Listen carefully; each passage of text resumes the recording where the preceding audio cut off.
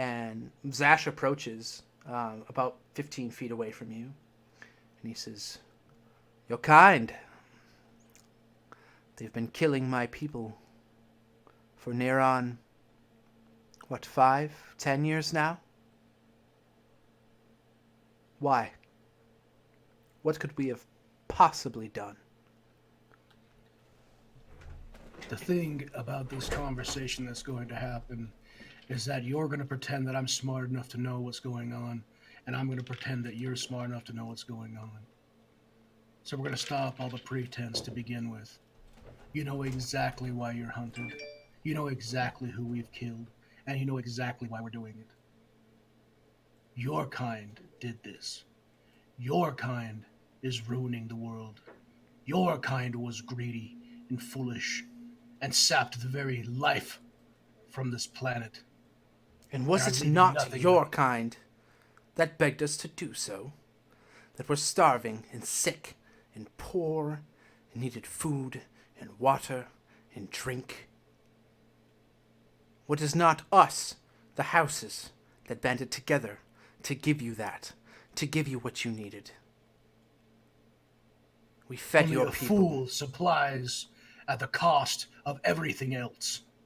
If we came to you looking for something, it was your responsibility to make sure that you did not waste it and you did not take more than that was necessary. That is How not on did the we board. know that there was a limit? There's no way for us to know that there's a limit to what we can do. We were not given scriptures or texts to tell us that it drained the planet's energy, that what we did made it sick.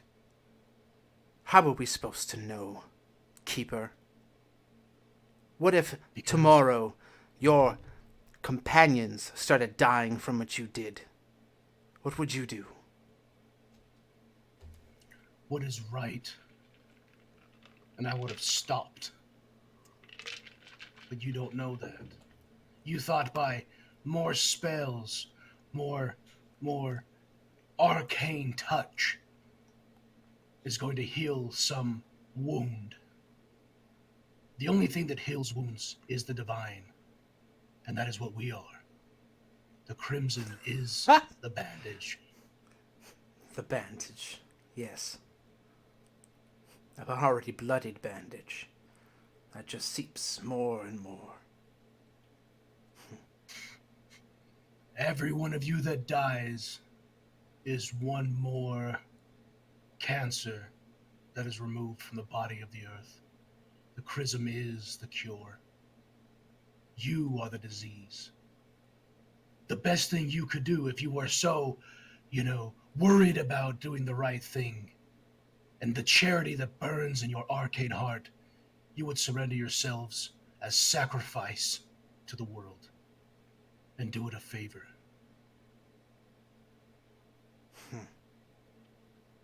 You would have me give up my life, the life of my home, my house.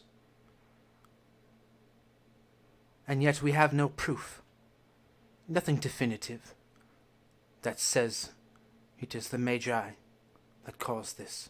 All hearsay, propaganda by the king. You know his daughter is sick, dying. How do we know it's not something from his hands, or from yours, or your owners? At least I am not a dog. Doesn't matter any of that. Let's walk outside and have you cast one of your spells and see what it does to the grass and the trees and the plants. That's all that matters. You see? The more that you are alive, the more you will tear down this world. That is why you need to be cast from it. Period. The rest we'll figure out later. The chrism is why this is happening. We need to tear you out, and then we'll worry about what caused it later.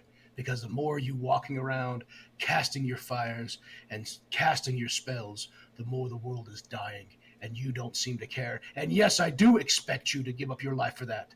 Just as I, in the streets today, gave up my life and the life of my men in what we believe in because we have the courage to do so. You should have that same courage to do what is needed for the world to survive. You're a fool and a disease and filth. It seems there is no saving you. It figures. I was saved long ago. You cowardly, weak thing. You can kill me today. I know where I go. You'll go back to running in the streets and hiding in sewers. Like the feces that you really are. Take me out. I will walk with the divine. You will still hide and cower. And even you know in your heart of hearts, you're all dead eventually.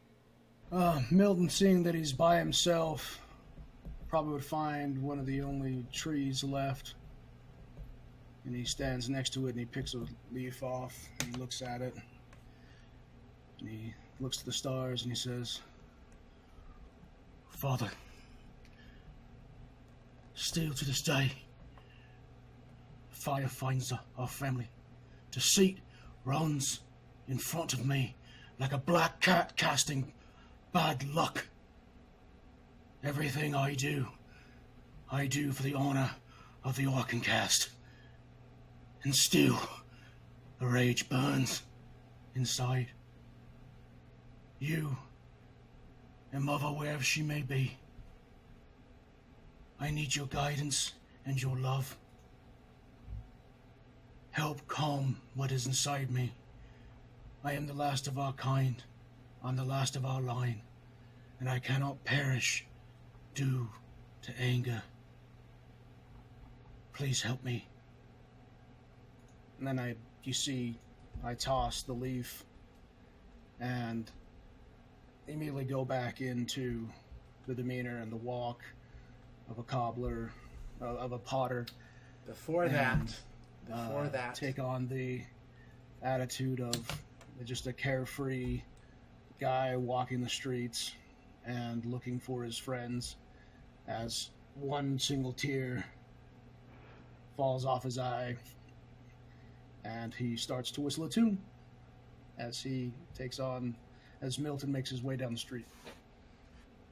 And as that tear falls, Milton, I need you to make me a perception check.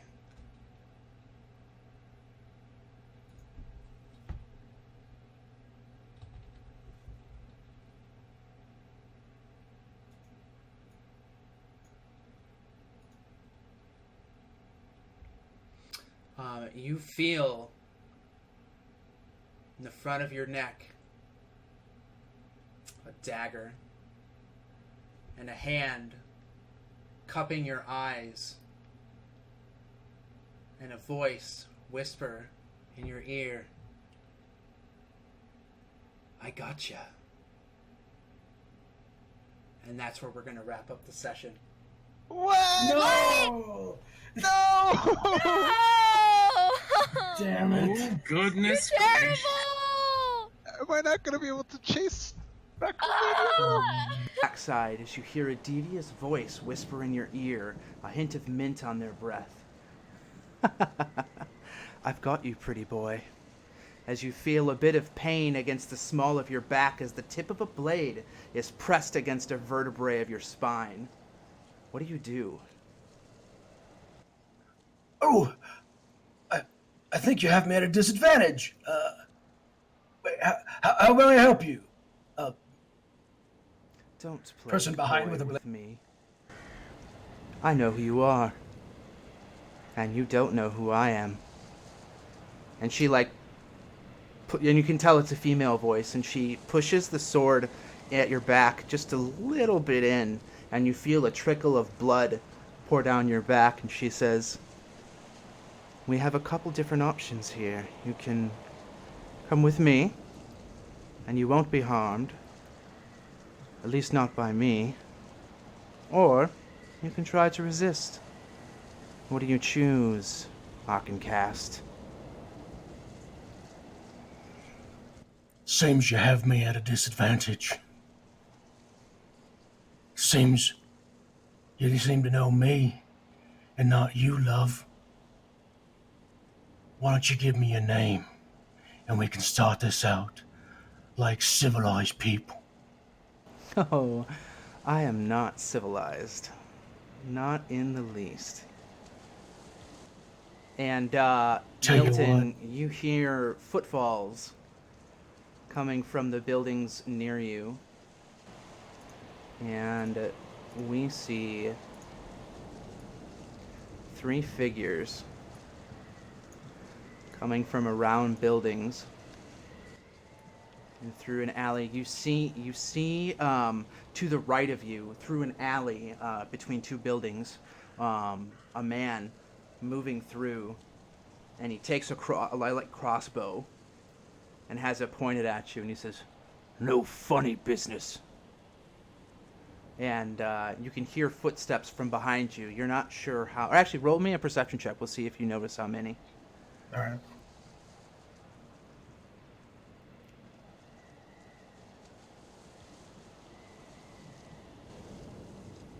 You're not sure. You're too nervous as far as what's going on, but you're masking it with your confidence. And